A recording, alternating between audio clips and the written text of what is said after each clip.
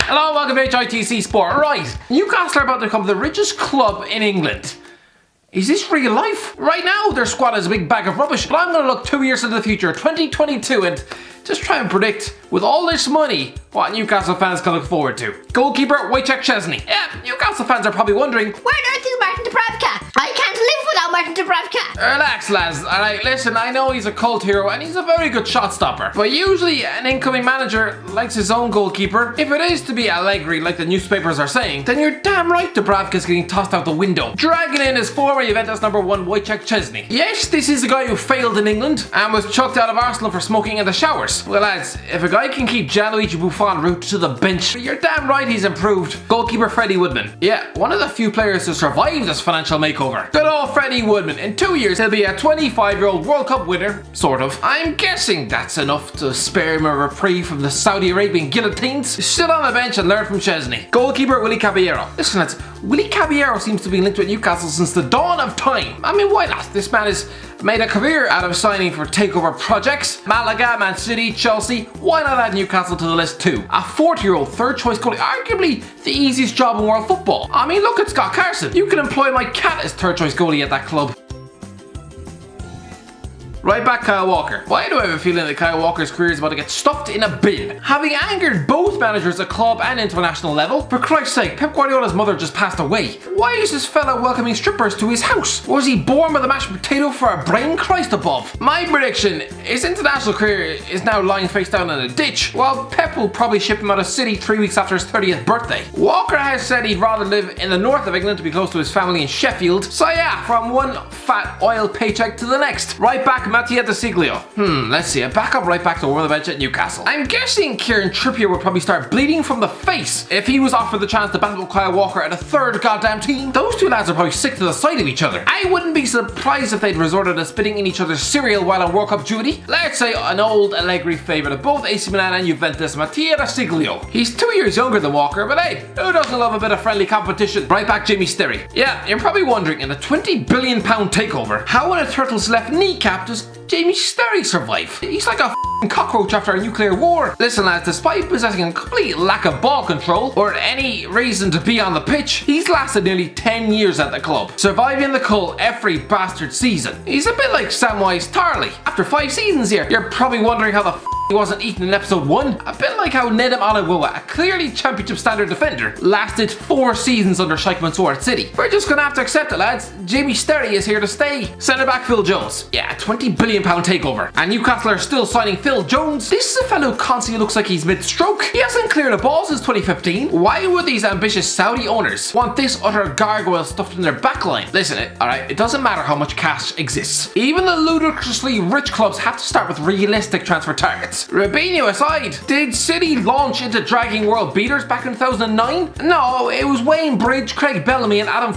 Johnson. Lads, take what you can get. Centre back John Stones. Yeah, there we go. Big money defensive signing. Like Kyle Walker, I have a feeling John Stones is soon to be getting punted out of Man City. I know Pep Guardiola likes a player to take risks, but even he must be getting frustrated with this £50 million defender. A talented player, yes, but half the time, I'm convinced he has a family of cartoon mice controlling the levers in his head. Get this guy a £50 million move to St James's Park, a stadium which specialises in big money defensive clowns. Centre back Fabian Schär. Huzzah! Another survivor. Fabian Schär might be held up as a defensive god in Newcastle these days, but by 2022, he'll be old news. At 30 years of age, the guy will be firmly stuffed to the bench, edging towards the exit. And if you don't believe me, lads, Richard Dunn used to win the Player of the Season award every year at Man City. And then within a year of the takeover, he was getting punted out the door to be replaced by Julian Lescott. Centre back Leonardo Bonucci. Now you might think Leonardo Bonucci might be too old in the tooth to accept a job offer in England at 34 years of age. This is a guy who's never kicked a ball outside of Serie A throughout his career. He probably doesn't even know the word hello in English. But lads, money will make a man do literally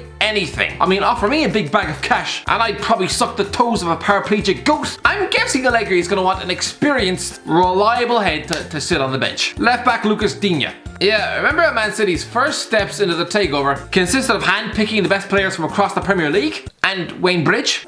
Lucas Digne is arguably the best left back outside the top 6. He has an expert delivery from free kicks. In 2022 he'll be 28 years of age, in his prime. Perfect, get him in at left back. Left back Paul Dummett.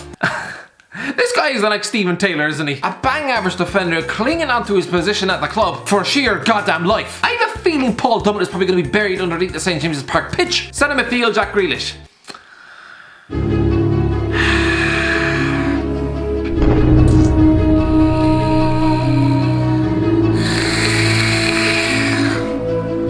Yeah. This is what the papers are saying. Newcastle with Jack Grealish in midfield. Newcastle United with Jack Grealish in midfield.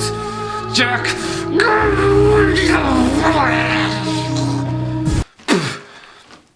I wouldn't be a fan. Welcome to Newcastle. Oh, let's hope not. Centre midfield, Arturo Vidal. Christ lads, I thought this ship had sailed. The prospect of Arturo Vidal ever ending up in England. Just like with Wesley Sneijder, Manchester United fans have been frothing over this guy for a good 6 years. Yeah, he's past his best at Barcelona, sure.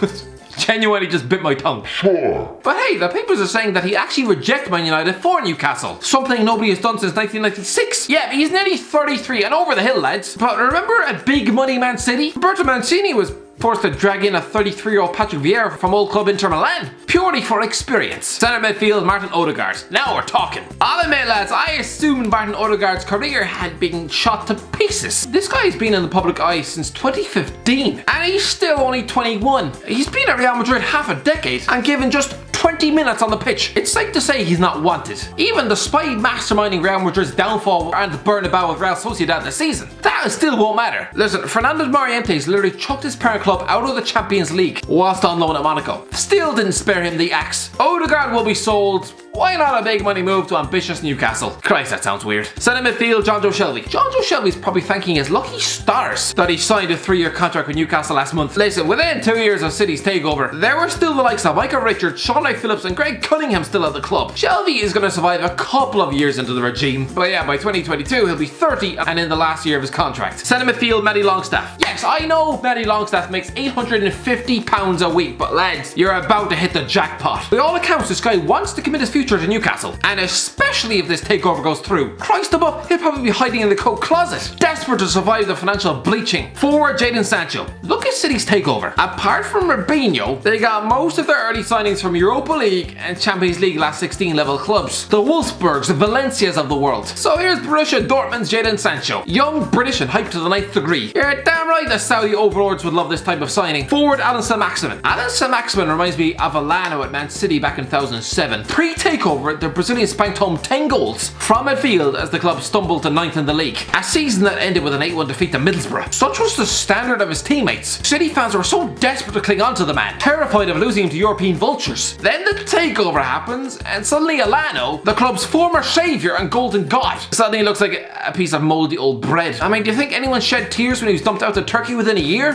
When they were signing David Silva instead, not a chance in hell. Simply put, alright, Alan Saint-Maximin is currently Newcastle's only ray of sunshine. The only player able to get the fans off their seats. I mean, Joe Linton could do that, but it's more the fans going to the toilets to throw up. If he were to be sold on Mike Ashley's watch, the club would almost go into an early depression. But give this club 20 billion, identify the likes of Jadon Sancho, and suddenly Mr. 3 goals in 21 games this season, he'll be lucky to hang on to his job. Forward, Federico Bernardeschi. Yep, another signing with Massimo Allegri stamped all over it. Federico Bernardeschi, a top attacking wide player for Juventus, who can also play in centre midfield despite his complete lack of end product. I can see Allegri dragging him in on a cut price deal in 2022. Forward, Matt Ritchie. Yeah, by 2022, a filthy rich Newcastle United will still have Matt Ritchie on their books, winding down a contract into the 6th season of his Tyneside reign of terror. I mean, don't get me wrong, like Darius Vassell, the Etihad, he won't be coming anywhere near the pitch. Striker, Luka Jovic. Newcastle fans will probably have PTSD flashbacks from the last time they signed a striker from Real Madrid's bench. Hopefully Luka Jovic won't spend his time stuffed in the treatment room and fantasizing about horses. Listen, the Newcastle owner's first port of call will be a big money striker, no doubt about that. With Joe Linton probably stripped for parts upon arrival. Actually, given the fact he costs £40 million and the fact he has the footballing ability of a dead goat, he'll probably be put forward for medical testing. Jovic, £40 million should do it. Striker, Ayoze Perez. You know what? Why not? How often do we see former Newcastle players return home? That's how infectious the vibe of the city is. When Newcastle inevitably overtake Leicester,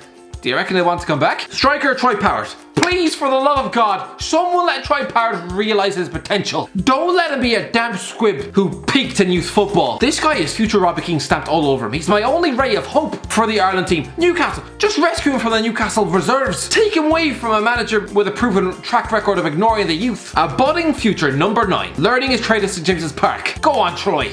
Anyway, that's the end of it. What do you think, lads? Have I got this all completely wrong? Have I compared Newcastle to Man City too many times? Let me know in the comment section below. If you enjoyed the video, don't forget to like, share, and subscribe. And as always, I'll talk to you in a while.